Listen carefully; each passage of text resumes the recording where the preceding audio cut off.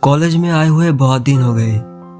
जितना भी कोशिश कर लूं, पर आजकल क्लास में नींद आ ही जाता है, और ऊपर से ये दोनों लव बर्ड्स। बट ऐसा बिल्कुल नहीं है कि इन सब से मुझे जेलसी हो रहा है, पर मुझे तो इन लोगों पर तरस आ रहा है। जब भी मैं इन जैसे लोगों को देखता हूँ तो यही सोचता हूँ कि शायद दुनिया में मैं ही अकेला एक बंदा हूँ जो छोटे उम्र में ही ज्यादा बड़ा हो गया है। इन लोगों को देखकर मुझे मेरी पहले की बातें याद आ जाती है। मैं भी कभी इन लोगों जैसे ही लाइफ जी चुका हूँ। ये बात तब की है जब मैं कॉलेज फर्स्ट ईयर में था। तब ये सब प्यार व्यार मुझे उतना समझ नहीं आता था। तब मुझे एक लड़की पर क्रश आ गया था, पर कौन थी वो, कैसी थी हमारी कहानी, कुछ भी हो, वो लड़की थी बहुत ज्यादा प्यारी।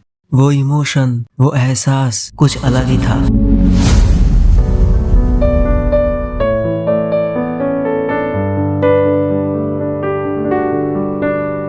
जो लड़का कभी खुद के लुक्स पर ध्यान भी नहीं देता था, वो पहली बार मिरर में खुद को देखने लगा। वो एहसास ही कुछ ऐसा था कि मेरे जैसे भोले भले लड़की को YouTube पर ऐसी चीजें सर्च करने पर मजबूर कर दिया। How to propose a girl. जो लड़का हर छोटी छोटी बातें भी सबके साथ शेयर करता था, वो पहली बार सबसे कुछ छुपाने लगा। वो प्यार का एहसास ही कुछ ऐसा था कि एक शरारती लड़के को सिंपल एंड हम्बल लड़के में बदल दिया। उस लड़की की नाम थी अदिति।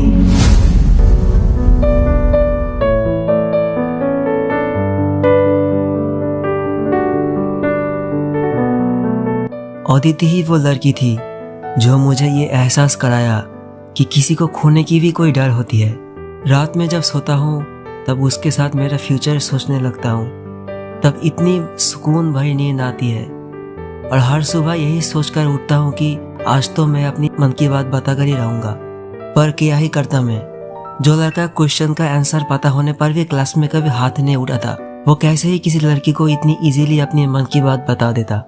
फिर क्या, ऐसे ही दिन गुजरता गया और मैं भी अपनी मन की बात उसको बताता। उसकी होप ही दिल से निकल गई।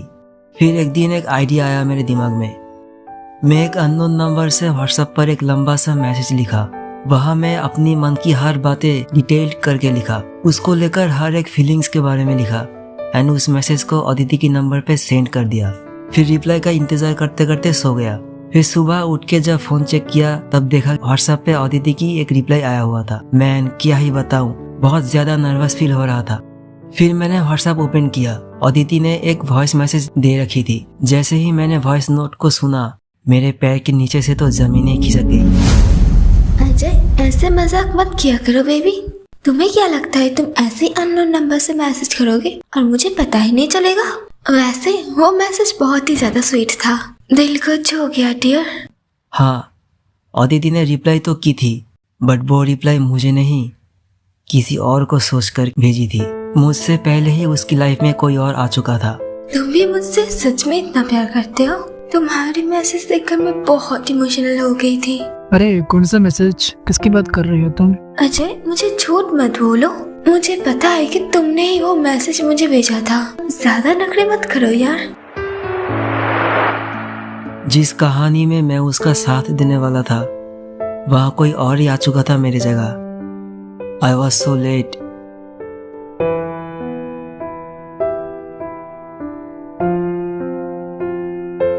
और अब जब ये सब बातें याद आती है तो यही सोचता हूँ कि यार मैं कितना ही बुद्धू था।